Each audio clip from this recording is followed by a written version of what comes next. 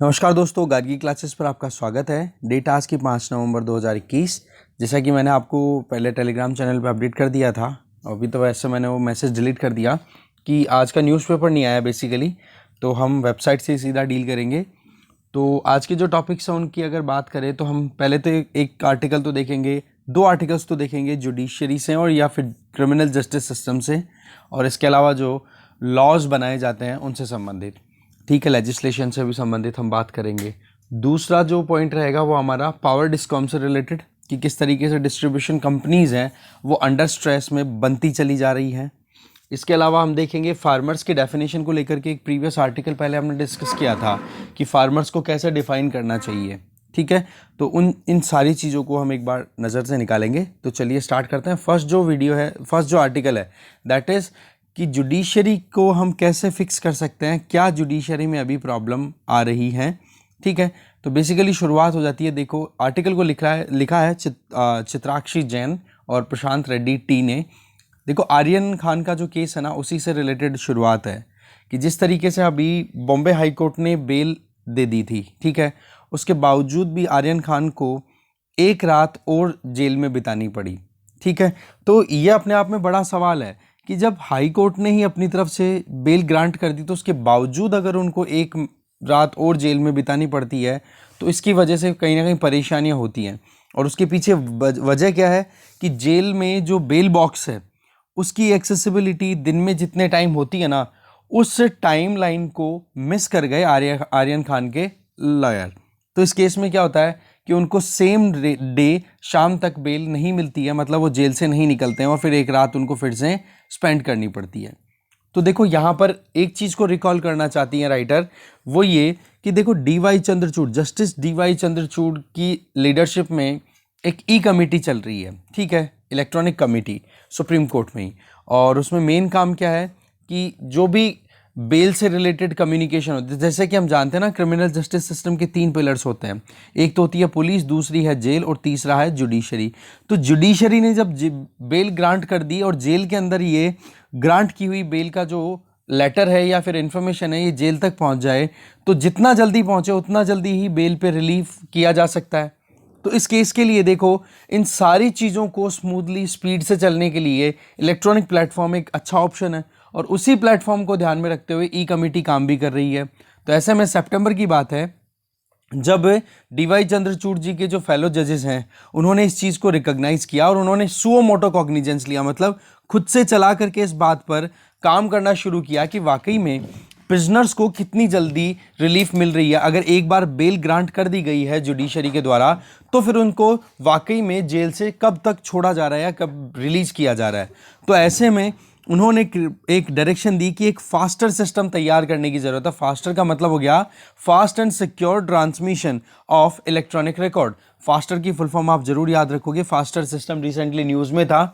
ये कौन से सिस्टम से या किससे रिलेटेड है? तो ये जुडिशियल से, क्रिमिनल जस्टिस सिस्टम से एसोसिएटेड है, जिसका फुल फॉर्म हो गया fast and secure transmission of electronic record system, ठीक है। इसमें क्या होगा कि जो ई ऑथराइजेशन या ई ऑथेंटिकेशन कॉपीज है ना, वो जल्दी से ट्रांसफर की जा सके क्रिमिनल जस्टिस सिस्टम के तीनों पिलर्स के पास में। मान लो जुडिशरी ने कोई ऑर्डर डिक्लेयर किए हैं तो वो जेल के पास में भी क्विकली एक क्लिक में पहुंच जाए, और पुलिस है उनके पास में भी एक क्लिक में पहुंच जाए। या फिर मान लो पुलिस ने कुछ इन्वेस्टिगेशन किया, उससे संबंधित कोई अपडेट डालना है तो वो जेल वालों के पास भी पहुंच जाए और जुडिशरी के पास भी पहुंच जाए। इसी तरीके से जेल वालों ने कुछ ऑब्जर्वेशन देखे, जो भी आप कह सकते हो मतलब इनमेट्स हैं जो प्रिजन में रह रहे हैं, उन लोगों की कुछ एक्टिविटी को मतलब कुछ एक्टिविटीज़ एबनॉर्मल होती हुई दिखी तो जेलर ने या फिर जेल सिस्टम ने अपडेट कर दिया, तो उसकी इन्फॉर्मेशन जुडिशरी और पुलिस को मिल जाए। मतलब एक इंटीग्रेटेड मैनर में काम करने के लिए फास्टर सिस्टम की बात की गई, जिसमें कोई भी इंटरिम ऑर्डर है, स्टे ऑर्डर है, बेल ऑर्डर है, रिकॉर्ड प्रोसीडिंग्स है, ये सारी चीज़ें क्या है बिना किसी हर्डल के ट्रांसमिट हो सके। तो ये फर्स्ट फेज था।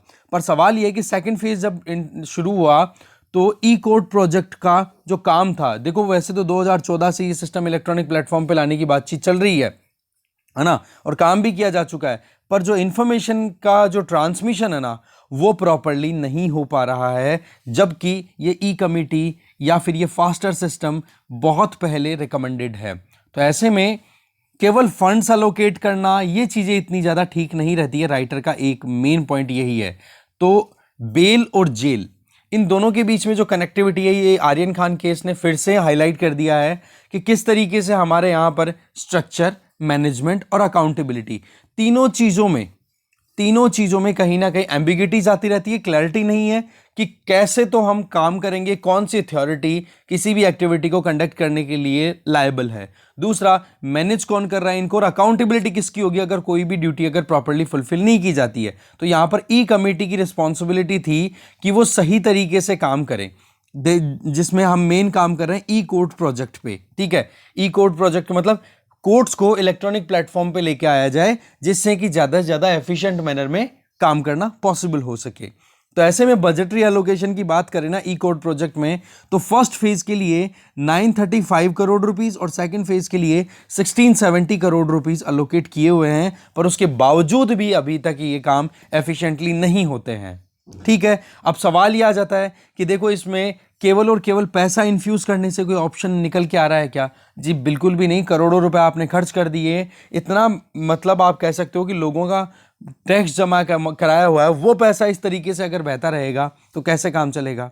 कंप्यूटर सिस्टम आपने इंस्टॉल कर लिया, इंफॉर्मेशन की गैदरिंग है, इंफॉर्मेशन की जो आप कह सकते हो कलेक्शन एंड इंफॉर्मेशन डिसएमिनेशन, ठीक है, क्रिमिनल जस्टिस सिस्टम में उसको एफिशिएंट बनाने की काम कर दी। पर वही चीज़ है कि क्या हमारे यहाँ पर काम हो रहा है? तो देखो, ज़रूरत है कि ये जो ई कमेटी जिसकी हमने बात की है, इस ई कमेटी की अकाउंटेबिलिटी फिक्स कर दी जाए, क्योंकि जो इसका विजन डॉक्यूमेंट है ना, उसको ये ई कमेटी प्रॉपर्ली फॉलो नहीं करती है। इसके अलावा ई कमेटी की अकाउंटेबिलिटी फिक्स करने के लिए कोई एक्सटर्नल बॉडी भी नहीं है। फॉर एग्जाम्पल, हमारे यहाँ पर अगर कोई भी मनी से रिलेटेड काम होता है तो कैग एक तो, और एक पैक, ठीक है, पब्लिक अकाउंट्स कमेटी, ये दोनों के दोनों इन्वेस्टिगेट करते हैं अगर कहीं पर भी कोई पैसे से लेन देन हो। पर यहां पर ये जो ई कमेटी है, इसकी अकाउंटेबिलिटी फिक्स करने के लिए ना तो कैग को अलाउ कर रखा है, ना पैक को अलाउ कर रखा है।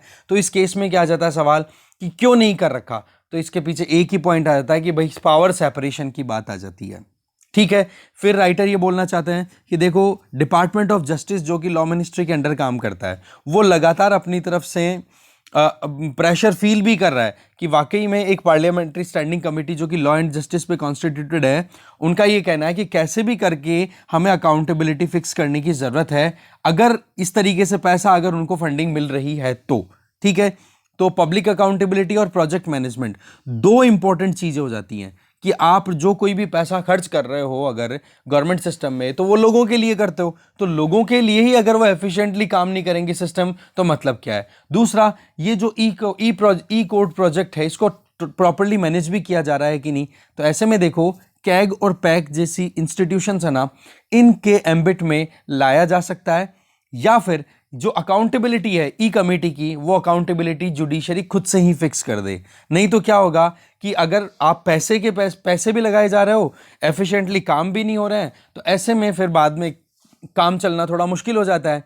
तो इसके बजाय तो ये कर दो फिर कि भाई आप कम से कम जो ब्यूरोक्रेट्स हैं उनको हैंडओवर कर दो, जिससे कि वो अपने काम को तो प्रॉपर्ली करे, और लेजिस्लेचर जो है वो टाइम पे उनकी अकाउंटेबिलिटी फिक्स कर ले। अब यहाँ पर पावर सेपरेशन के चलते हैं जो जुडिशरी है उसकी अकाउंटेबिलिटी फिक्स नहीं की जाती और काम भी टाइम पे नहीं करते, तो ये चीज़ करेक्ट करनी बहुत ज़्यादा ज़रूरी है। तो ऐसे में हाई कोर्ट्स की रिस्पॉन्सिबिलिटी है कि वो लोअर कोर्ट्स को एडमिनिस्टर करते हैं, हमें पता है इस चीज़ के लिए।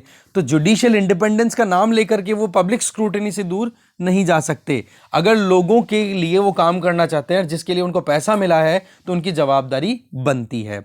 इसके अलावा राइटर्स ये बोलना चाहती हैं कि अगर यहाँ पर हम कोई इन्फॉर्मेशन भी एक्सेस करना चाहे, फॉर एग्जांपल कोई भी मान लो डॉक्यूमेंट से संबंधित बेसिक इन्फॉर्मेशन या फाइनेंशियल ऑडिट रिपोर्ट से रिलेटेड कोर्ट्स की अगर इन्फॉर्मेशन रिवील कराना चाहे, एक्सेस करना चाहें, या फिर हम आरटीआई के थ्रू कोई एप्लीकेशन डालें, तो बोलो उसको एंटरटेन नहीं करते हैं, बोलते हैं कि हाँ भाई सिक्योरिटी है इस वजह से हम नहीं करते। तो वही चीज़ है कि पब्लिक का पैसा लग रहा है तो पब्लिक के लिए रिस्पॉन्सिबिलिटी अपनानी होगी, प्रॉपरली रिस्पॉन्सिबिलिटी अपनी रखनी होगी कोर्ट्स को। ठीक है, तो ऐसे में जुडिशियल सिस्टम की अकाउंटेबिलिटी, आंसरेबिलिटी फिक्स करना बहुत ज़्यादा जरूरी है, क्योंकि पैसा लगाने से ही काम नहीं होने वाला है।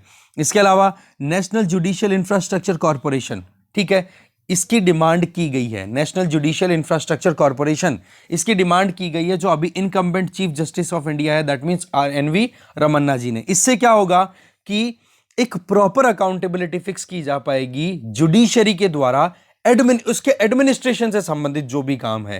क्योंकि देखो, एग्जीक्यूटिव और लेजिस्लेचर अगर सवाल पूछते हैं तो जुडिशरी पावर सेपरेशन का नाम ले लेती है, और दूसरी तरफ अगर वो देखा जाए तो वही कॉन्स्टिट्यूशनल बेसिस पे नाम लेकर के कॉन्स्टिट्यूशन के लिए अल्टर वायरस है और बेसिक स्ट्रक्चर को वायलेट करते हैं तो उसको स्ट्रक डाउन कर देते हैं अगर वो अकाउंटेबिलिटी फिक्स करने की बात भी करे।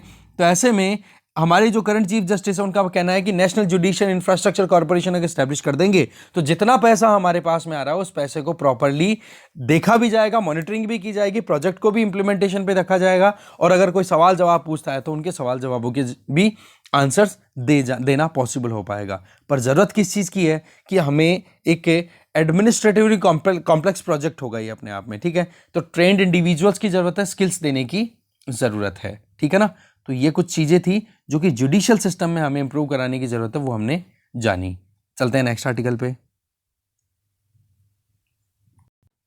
Next article, 2 lessons from the Aryan Khan case. Article को लिखा है माधव गोडबोले जी ने।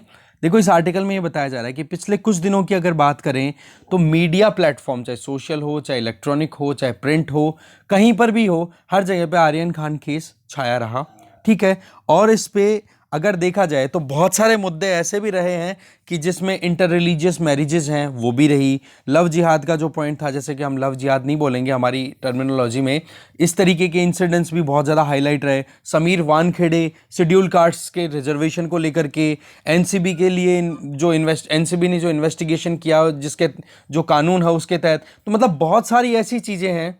इन सारी चीज़ों को अगर मर्ज किया जाए तो बोलो 2 चीज़ें बड़ी कंक्लूडिंग निकलती हैं, और वो 2 चीज़ों में पहली तो है कि हमें जो एनडीपीएस एक्ट है, that is narcotics drugs and psychotropic substance act of 1985, इसको रिव्यू करने की ज़रूरत है, क्योंकि ये बहुत बड़े ऑब्स्टेकल की तरह काम करता चला जा रहा है। होता कैसे है, देखो कि अगर कोई कानून हमारे यहाँ इंडिया में बन जाता है ना, तो उसका ना तो कोई सनसेट क्लॉज है। सनसेट क्लॉज का मतलब कि हाँ भाई इस डेट को जाकर के ये कानून खत्म हो जाएगा। चलो ठीक है, कानून अगर खत्म भी नहीं हो रहा है, कम से कम उसमें ये तो होना ही चाहिए ना कि उसको रिव्यू कब किया जाएगा, उसकी री एनेक्टमेंट कब होगी, टाइम के साथ साथ में अपडेट कब किया जाएगा। वो चीज़ें हमारे यहाँ पर लॉज में मेंशन नहीं होती है, और उसकी वजह से क्या होता है, एक कानून बन गया तो फिर वो जिंदगी भर चलता रहता है जब तक कि कोई जानबूझ करके उस कानून को कोलैप्स ना करने की कोशिश करे। जैसे कि आपको पता होना चाहिए कि जब ये एनडीए फर्स्ट गवर्नमेंट आई थी तो लगभग 1250 के लगभग ऐसे लॉज थे जो कि कई सालों से यूज नहीं हो रहे हैं, और उनको फिर बाद में खत्म करना पड़ा था एक साथ उन लॉज को। तो ये जो चीज़ है ना, इसको हमें करेक्ट करने की ज़रूरत है। इसके लिए देखो, एक पॉलिटिकल एक्सपीडियंसी की ज़रूरत होती है, दैट मीन्स पॉलिटिकल डिटर्मिनेशन, ठीक है ना। इसके अलावा कोर्ट आज देखें पार्लियामेंट लॉ बना देती है। अब लॉ में ये कमियां हैं वो हमने देख ही ली कि कोई भी फिक्स डेडलाइन या फिक्स टाइम नहीं है कि हाँ इतने टाइम के बाद में ये लॉ खत्म हो जाएगा या फिर इस लॉ में रिव्यू किया जाएगा इस टाइम के बाद में। वो चीज़ें नहीं होने की वजह से मुश्किलें कहाँ हो जाती हैं, फिर बाद में जुडिशरी के सामने, और फिर जुडिशरी उन लॉज को इंटरप्रीट करती रहती है, या फिर जुडिशरी अगर कोई फेवर कर दे गवर्नमेंट का या जो लेजिस्लेचर है तो प्रॉब्लम है, और अगेंस्ट में चली जाए तो प्रॉब्लम है। तो इसके लिए एक प्रॉपर जो पार्लियामेंट्री सेलेक्ट कमिटीज, अगर उनमें ये डिस्कशन कर लिया जाए तो कहाँ प्रॉब्लम है जी। कोई भी लॉ बनाया जाए तो वहां पर अगर पब्लिक कंसल्टेशन जैसे ड्राफ्ट रिलीज होता है पब्लिक डोमेन में, अगर उसमें प्रॉपर डिस्कशन हो जाए या फिर जो पार्लियामेंट्री सेलेक्ट कमिटीज है उनमें अच्छे से डिस्कशन हो जाए तो प्रॉब्लम नहीं होती। नहीं तो फिर बाद में आपको पता है जुडिशियल सिस्टम की मौकरी होती है, बहुत ज़्यादा मजाक उड़ाई जाती है कि हाँ जी अब जुडिशरी जो है वो फाइनल डिसाइड करेगी, और कोई स्टेटमेंट जुडिशरी अपने पॉइंट ऑफ व्यू से देती है उसके ऊपर क्वेश्चन मार्क लगना शुरू हो जाता है। अब देखो एनडीपीएस एक्ट की ही अगर बात करें तो इसमें लॉ कमीशन के पास में इस मुद्दे को पहुंचाना चाहिए जिससे कि वो जल्दी से जल्दी एक अर्जेंट एग्जामिनेशन कर सके इस लॉ की कि वाकई में क्या करेक्शन लाने की ज़रूरत है, इम्प्लीमेंटेशन में कहाँ कहाँ वीक पॉइंट्स हैं। एक प्रॉपर वे के अंदर वाइड रेंजिंग कंसल्टेशन होना चाहिए, ठीक है, और साथ में इंटरनेशनल एक्सपीरियंसेस की वर्ल्ड में अभी क्या सिचुएशन बन रही है, ठीक है ना। तो ऐसे में लॉ कमीशन का इंटरवेंशन होना चाहिए, या फिर जो लॉज हैं एग्जिस्टिंग जिसमें एनडीपीएस एक्ट पे मेन फोकस कर रहे हैं, बोला इसको एक बार रिव्यू की ज़रूरत है, ठीक है। इसके अलावा दूसरा जो आउटकम बताते हैं राइटर वो ये कि हमारे यहाँ पर इसी आर्यन खान केस में आपको पता है कि समीर वानखेड़े वाला जो रिजर्वेशन वाला एक्सप्लेन पेज पे हमने एक डिस्कशन किया था, याद हो तो आपको, जिसमें ये डिमांड थी कि समीर वानखेड़े का सिलेक्शन 2007 में हो गया था इंडियन सिविल सर्विसेज में, पर उसके बाद में उन्होंने जो सिलेक्शन लिया वो एससी कम्युनिटी के रिजर्वेशन के बेसिस पे लिया, पर उनके पिताजी ने जो था वो पहले समीर वानखेड़े के जन्म से पहले रिलीजन कन्वर्ट कर लिया था, मुस्लिम हो गए थे, और फिर उसके बाद में अगर वो मुस्लिम थे तो उनको एससी कम्युनिटी का रिजर्वेशन कैसे मिल सकता है, ये मुद्दा था।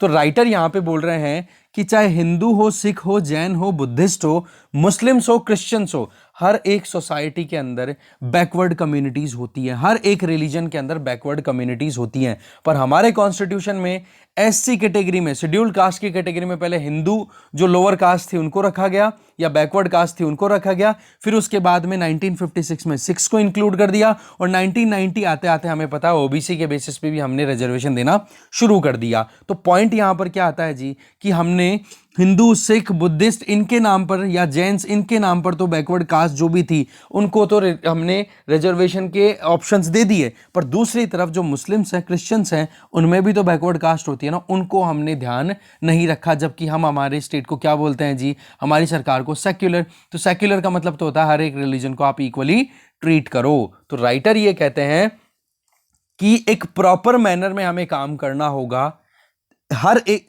इररेस्पेक्टिव ऑफ रिलीजन हमें सोसाइटीज में बैकवर्ड कम्युनिटीज को आइडेंटिफाई करना पड़ेगा, तभी जाकर के हम जो आर्टिकल 25 है ना, जिसमें हम बोलते हैं right to freedom of conscience and free profession practice and propagation of religion, that means right to religion, जिसमें आर्टिकल 25 में ये चीज दी हुई है। तो हम जब मुस्लिम्स को या क्रिश्चियंस को, इन धर्मों के जो बैकवर्ड कम्युनिटी के लोग हैं, उनको ही जब हम रिजर्वेशन नहीं देंगे या फिर उनको अपलिफ्टमेंट की तरफ नहीं लेकर के आएंगे, तो फिर क्या हम राइट टू रिलीजन कर रहे हैं? यहां पर तो प्रॉब्लम आ रही है कि हाँ, हम कहीं ना कहीं रिलीजन को ध्यान में रखते हुए बैकवर्डनेस में भी कहीं ना कहीं डिस्क्रिमिनेशन कर रहे हैं। तो ये चीज करेक्ट करनी बहुत ज्यादा जरूरी है। देखो, रंगनाथ मिश्र कमीशन कॉन्स्टिट्यूट किया गया था मनमोहन सिंह सरकार के द्वारा 2004 में। उसमें ये मेंबर्स थे, देखो, जस्टिस रंगनाथ मिश्र खुद, फिर chief justice of supreme court थे उस time, former chief justice of supreme court रह चुके हैं ये। इसके अलावा doctor Tahir Mahmood, former chairman of national minorities commission. इसके अलावा डॉक्टर अनिल विल्सन, ये प्रिंसिपल थे सेंट स्टीफेंस कॉलेज में, दिल्ली। ठीक है, तो इस कमीशन ने क्या रिकमेंड किया कि भाई कास्ट, रिलीजन और क्लास, इन तीनों के नाम पर कोई डिस्टिंक्शन नहीं होना चाहिए। अगर हम वाकई में अपलिफ्टमेंट करना चाहते हैं हमारी सोसाइटी में जो भी बैकवर्ड कम्युनिटी के लोग हैं उनको, तो हमें सोशो इकोनॉमिकली बैकवर्ड आइडेंटिटीज पर ध्यान देना होगा कि सोसाइटी में और इकोनॉमिकली जो बैकवर्ड हैं उनको, और साथ में रिलीजियस और लिंग्विस्टिक माइनॉरिटीज, इन पर हमें ध्यान देना होगा, और उसके बेसिस के लिए हमें एक कॉमन क्राइटेरिया तैयार करना होगा। इसका मतलब क्या हो गया, चाहे हिंदू हो, चाहे सिख हो, चाहे मुस्लिम हो, चाहे जैन हो, चाहे ईसाई हो, चाहे बुद्धिस्ट हो, कोई भी हो, इन सब के लिए हमें एक कॉमन प्लेटफॉर्म तैयार करने की जरूरत है, जिससे कि उनकी सोशो इकोनॉमिक बैकवर्डनेस के बेसिस पे उनको हम अपलिफ्ट कर सके कि हाँ, वाकई में हमें कैसे इनको पुश करने की जरूरत है। और यही चीज बता दे, और इसी चीज को एंडोर्स करना चाहते हैं राइटर यहां पर। और प्राइम मिनिस्टर जो मनमोहन सिंह उस टाइम पे हुआ करते थे, तो उन्होंने अपनी तरफ से अपने स्टेटमेंट में कंक्लूड भी किया था कि वाकई में यही एक तरीका है कि रंगनाथ मिश्र कमीशन की जो रिकमेंडेशंस हैं उनको प्रॉपर्ली इंप्लीमेंट किया जाए। ठीक है, इसके अलावा अगर देखा जाए आगे, तो यहां पर आप देख सकते हो रंगनाथ मिश्र कमीशन की बात कर लो। सच्चर कमेटी देखो, ये देखने के लिए कॉन्स्टिट्यूट की गई थी मुस्लिम सोसाइटी में कितना क्या डिस्क्रिमिनेशन है कास्ट के नाम पर। मंडल कमीशन, हमें पता है कि जो रिजर्वेशन देने के लिए पहले से ओबीसीज को रिजर्वेशन देने के लिए जो जनता पार्टी की सरकार ने 1977-78 के टाइम पे कॉन्स्टिट्यूट किया था, और इसके रिकमेंडेशन को वीपी सिंह सरकार ने बाद में फिर इंप्लीमेंट कर ही दिया था। इसके अलावा फर्स्ट बैकवर्ड क्लास कमीशन, काका कालेकर, ठीक है, इस कमीशन ने भी अपनी तरफ से रिकमेंडेशन दिया। तो पॉइंट क्या है कि हमें होमोजेनिटी लेकर के आने की जरूरत है, किसमें, जो भी अपलिफ्टमेंट के लिए कोशिशें की जा रही है उनमें। जबकि हम ये चीज बिल्कुल भी इग्नोर नहीं कर सकते कि मुस्लिम सोसाइटी जो बिल्कुल होमोजीनस है, मुस्लिम सोसाइटी हो चाहे क्रिश्चियंस हो, इनमें भी एग्जैक्टली वही सिनेरियो आप अप्लाई कर सकते हो जो सिनेरियो हिंदू कम्युनिटी पे आप अप्लाई कर सकते हो, अपर कास्ट लोअर कास्ट वाला सिनेरियो। तो irrespective of religion, socio educational backwardness जो है ये एक ह्यूमन प्रॉब्लम है हर एक धर्म के लोगों के साथ में। आज अगर देखिए global hunger index, poverty index, literacy, sex ratio, discrimination, या फिर आप देखो चाइल्ड मोर्टेलिटी, अंडर नरिशमेंट, ये इंडिया के लिए हर एक रिलीजन के जो आप कह सकते हो कैटेगरी वाइज देखा जाए तो बैकवर्ड जो कम्युनिटी है उनमें बहुत ज़्यादा परेशानियों का सामना करना पड़ता है। तो इस सिचुएशन में क्या करना चाहिए जी? सारे रिलीजन्स को इक्वल ट्रीट करो और फिर उसके बाद में उनमें जो भी बैकवर्ड हैं उनके अपलिफ्टमेंट के लिए हमें काम करने की ज़रूरत है। हमें सुप्रीम कोर्ट के इंटरवेंशन की ज़रूरत नहीं है, हमें ज़रूरत है कि वाकई में फॉरवर्ड लुकिंग नेशन की तरह अगर हम आगे चलना चाहते हैं तो एक इंक्लूसिव ग्रोथ भी इंश्योर हो और एक सोशल जस्टिस भी इंश्योर करने की ज़रूरत है। इसमें रिलीजन को हमें साइड में रखने की ज़रूरत है और हर एक सेक्टर में ये देखना है सोशो एजुकेशनल इकोनॉमिकली बैकवर्ड कौन है, उसके हिसाब से उनको बेनिफिट्स प्रोवाइड किया जाए। ठीक है, आगे चलते हैं। नेक्स्ट आर्टिकल है India's power discoms are at critical point. देखो इस आर्टिकल को लिखा है ईशान बख्शी जी ने। देखो इस आर्टिकल में मेन जो पॉइंट है वो यही है कि पिछले टाइम में अगर देखें ना तो 3 ऐसे डेवलपमेंट्स हुए हैं जिसकी वजह से पावर डिस्कॉम कंपनीज हैं, जो डिस्ट्रीब्यूशन कंपनीज हैं, वो अंडर स्ट्रेस चलती जा रही है। और ये जो फॉल्ट है कि एक तरफ तो जो घाटा है उनका बढ़ता चला जा रहा है और दूसरी तरफ उनको पैसा नहीं मिलता है, तो ये फॉल्ट लाइन लगातार राइज होती चली जाती है।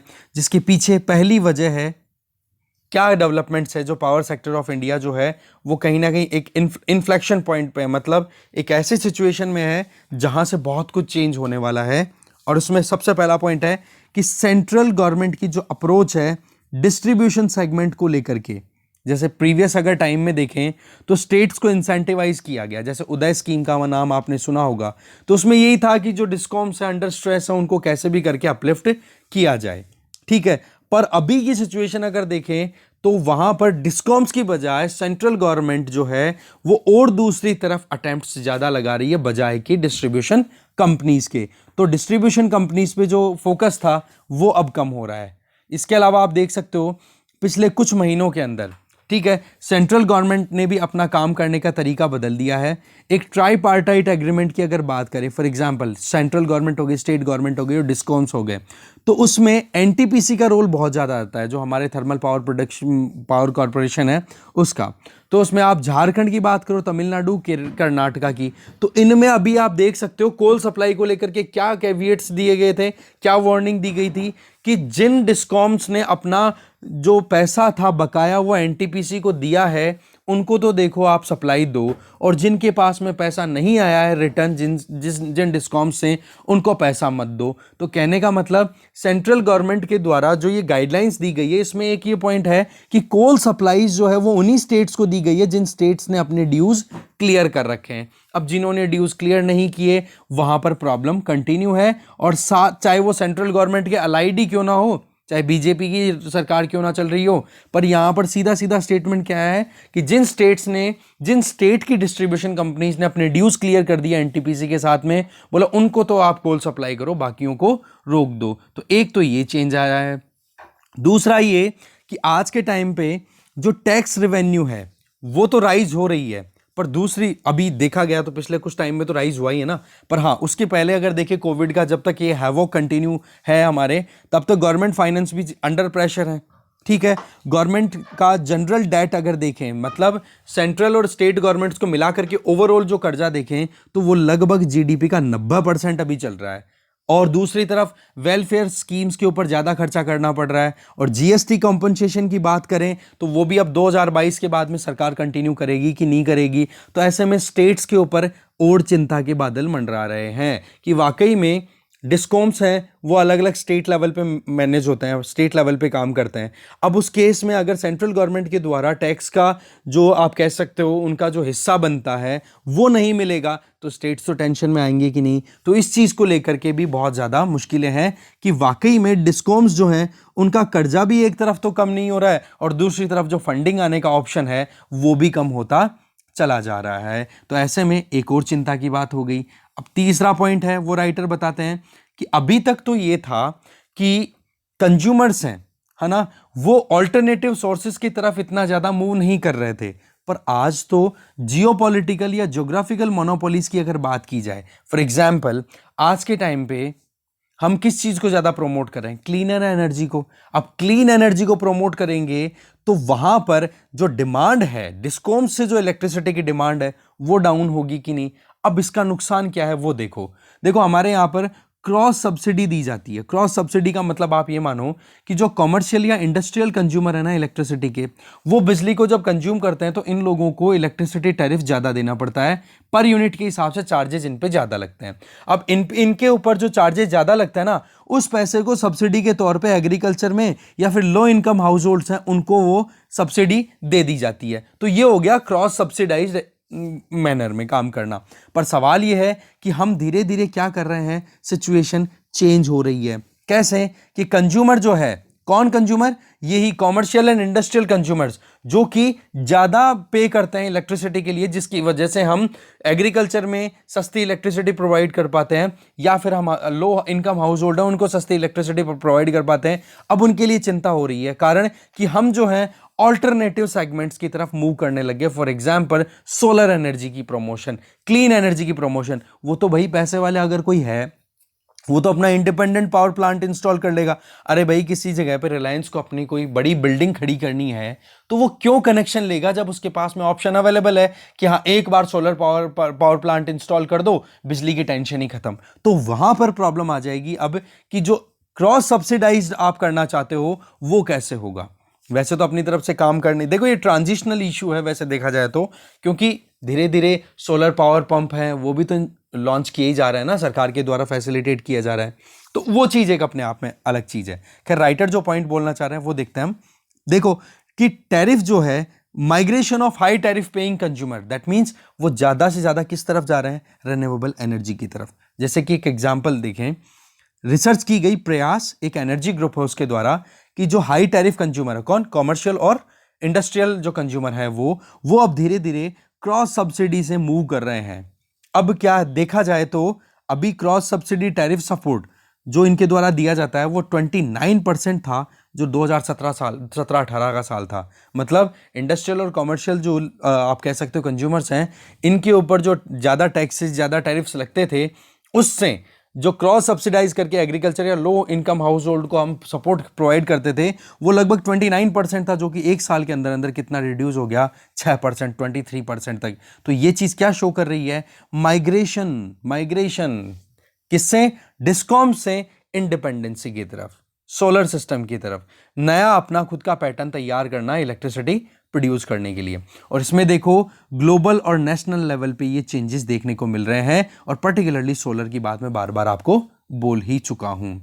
एक तरफ हम अगर ऑस्ट्रेलिया से कोल मंगवाते हैं और वहां पर हम पैसा दें, उसकी बजाय अगर हम हमारे यहाँ पर रिन्यूएबल एनर्जी को, रिन्यूएबल प्रोजेक्ट को अगर फाइनेंस करेंगे ना, तो ये ज्यादा फायदे का सौदा दिख रहा है, और इसमें फायदा हो भी रहा है कंज्यूमर्स को, और यही चीज हो रहा है कंटिन्यू। इसके अलावा per capita emission point of view से भी देखें तो देखो रिन्यूएबल एनर्जी बहुत ज़्यादा बेनिफिशियल है। ये चीज़ हमने बार बार देख ली है। जैसे कि हमारे प्रधानमंत्री नरेंद्र मोदी जी ने कह भी तो दिया है ना कि हमारा टारगेट है कि 500 गीगावाट तक हम इंस्टॉल कर लेंगे इलेक्ट्रिसिटी की total production capability point of view से देखें 2030 आते आते। इसके लिए आज आप देखो क्रॉस सब्सिडी वाला जो ऑप्शन है वो धीरे, अब क्रॉस सब्सिडी एक तरफ तो यहाँ जा रही थी, अब सरकार भी इंसेंटिवाइज किसके लिए कर रही है कि सोलर एनर्जीज हैं उनको हम ज़्यादा से ज़्यादा प्रोमोट करें।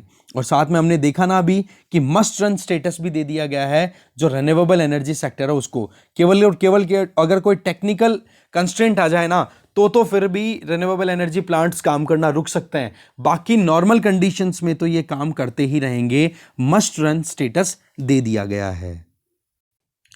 इसके आगे अगर हम फ्रेश इन्वेस्टमेंट की बात करें तो प्राइवेट सेक्टर तो ज़्यादातर इन्वेस्टमेंट ही अपने खुद के सेगमेंट्स में ज़्यादा कर रहा है। और आने वाले टाइम की अगर बात करें तो सेंट्रल इलेक्ट्रिसिटी अथॉरिटी का ये कहना है, इनका प्रोजेक्शन ये है कि 2029-30 आएगा ना, तब तक ये मान के चलो कि कोल से जितनी हमारे यहाँ पर इलेक्ट्रिसिटी प्रोड्यूस होती है ना, उसको सोलर कैपेसिटी है वो सरपास कर जाएगी, वो क्रॉस कर जाएगी। और ये तो होना भी चाहिए, ठीक है। पर अभी जो डिस्कॉम्स के ऊपर स्ट्रेस है, अभी जो सिचुएशन है उसके लिए थोड़ा सा कंसर्निंग है, ट्रांजिशन जो फेज चल रहा है उसमें। तो अब करंट टैरिफ्स की बात कर लो। करंट टैरिफ बात ऐसी है कि डिस्कॉम से अगर ये इंडस्ट्रियल या कॉमर्शियल कंज्यूमर अगर इलेक्ट्रिसिटी खरीदते हैं ना, तो भाई इनको 8 से 7 मतलब 7.41 रुपीज़ पर यूनिट के हिसाब से चार्ज लगता है। जबकि अगर ये सोलर टैरिफ के हिसाब से देखें तो इनको 1 यूनिट का सिर्फ 3 रुपया खर्चा आ रहा है। तो ये बताओ कॉमर्शियल और इंडस्ट्रियल जो कंज्यूमर्स हैं वो सोलर पावर की तरफ शिफ्ट होंगे कि नहीं। अब धीरे धीरे हमें पता है देखो कि स्टोरेज कॉस्ट है वो भी रिड्यूस हो रही है, ठीक है, और क्रॉस सब्सिडीज है सरकार के द्वारा, वो अब डिस्कॉम्स की बजाय किसकी तरफ जा रही हैं, वो अब सोलर इन्वेस्टमेंट की तरफ जा रही है, सोलर पावर प्लांट इनको लगाने के लिए। पर कैपिटा इनकम लेवल के हिसाब से अगर देखें तो अब धीरे धीरे लोगों की इनकम राइज हो रही है और साथ में रूफटॉप सोलर सिस्टम है उसकी तरफ भी अट्रैक्शन है। वो बात ठीक है कि शॉर्ट टर्म में रूफटॉप सोलर सिस्टम इतना ज़्यादा इंस्टॉलेशन की तरफ अट्रैक्टेड नहीं फील करेंगे लोग, क्योंकि 10 किलोवाट अगर रूफटॉप पैनल इंस्टॉल अगर कोई करता है ना अपने छत पे तो उसको 4 लाख रुपए तक इन्वेस्ट करने होते हैं। पर धीरे धीरे कॉस्ट भी तो रिड्यूस करने की कोशिशें की जा रही है ना, बैटरी कॉस्ट रिड्यूस की जा रही है, टेक्नोलॉजिकल नई इन्वेंशंस की जा रही है, इनोवेशन लाए जा रहे हैं, सोलर पैनल है उनकी कॉस्टिंग है वो डाउन की जा रही है। ये सारी चीज़ें क्या शो कर रही है, सिचुएशन डिस्कॉम्स के लिए लॉस की है ये सिचुएशन, ठीक है, जिसमें एडिशनल सरचार्जेस लगाना बहुत ज़्यादा मुश्किल है। और अगर ये एडिशनल सरचार्जेस लगाना शुरू कर देंगे तो वही चीज़ है कि अब ये फिर कंज्यूमर है वो अपने आप ही मूव कर जाएंगे डिस्कॉम्स से दूसरी तरफ, ठीक है। इसके अलावा डिस्कॉम्स के सामने एक और चैलेंज है, AT&C लॉसेज, ठीक है, जो ट्रांसमिशन एंड कॉमर्शियल जो लॉसेज हैं वो लगातार बढ़ रहे हैं। ऑपरेशनल इनएफिशिएंसीज बहुत ज़्यादा हैं कि बहुत ज़्यादा लॉसेज हैं। दैट मीन्स आप चाहे अकाउंट्स की बात कर लो, चाहे ट्रांसमिशन की बात कर लो, चाहे डिस्ट्रीब्यूशन की बात कर लो, हर जगह पे लॉसेज बहुत ज़्यादा हैं। तो इसकी नुकसान डिस्कॉम को तो है ही, पर इसके अलावा एग्रीकल्चर कंज्यूमर और लो इनकम हाउस होल्ड्स हैं उनके लिए थोड़ा सा खतरा पैदा हो सकता है। क्योंकि होता क्या है हमारे यहाँ पर कि जब कभी भी इलेक्शंस आते हैं तो इलेक्ट्रिसिटी के बिल बड़े माफ़ कर दिए जाते हैं, और बिल माफ़ कर दिए जाएं तो आज आप मान के चलो कि सब्सिडीज जो है एग्रीकल्चर कंज्यूमर्स को वो लगभग 1.1 लाख करोड़ रुपए तक की तो पिछले साल तक दी जा चुकी है, ठीक है ना।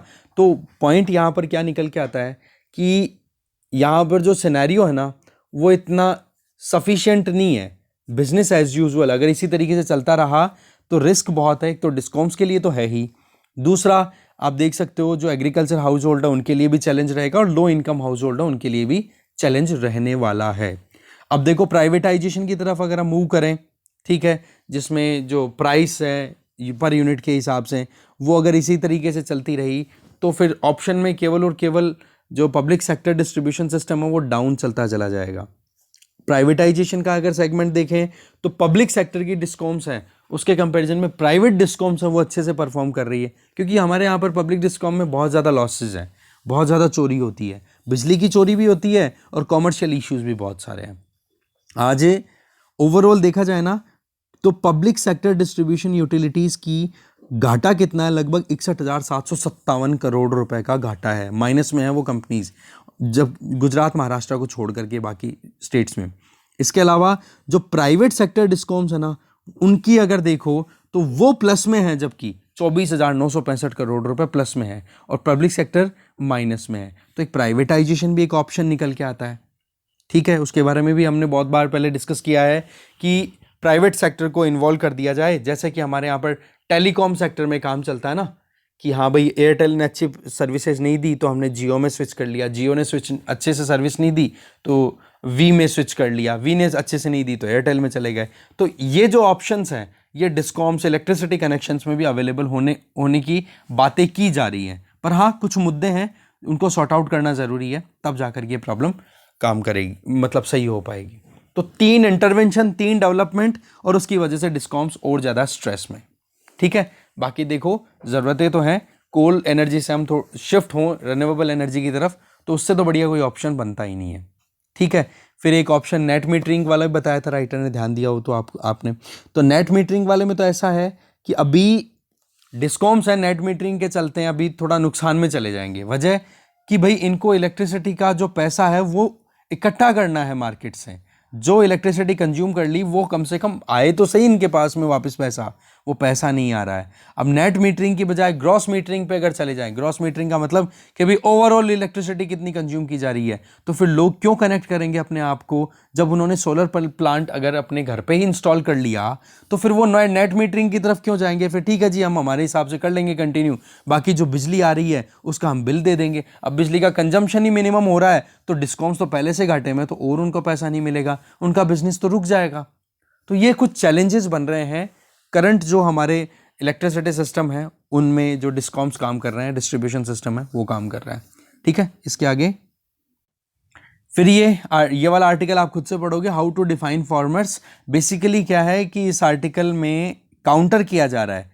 हमने पहले एक आर्टिकल डिस्कस किया था हरीश दामोदरन और समृद्धि अग्रवाल का, जिन्होंने फार्मर्स को डिफाइन करने के लिए अपने हिसाब से बोला था कि अभी जो recently situation assessment of agriculture household survey जो 2019 का डेटा आया तो उसमें ये पता पड़ा है कि हमारे यहाँ पर 93.09 मिलियन फार्मर्स हैं, जबकि रियल सेंस में अगर देखें तो सीरियस, फुल टाइम और रेगुलर एग्रीकल्चर हाउस होल्ड के नंबर्स हैं केवल 36 मिलियन।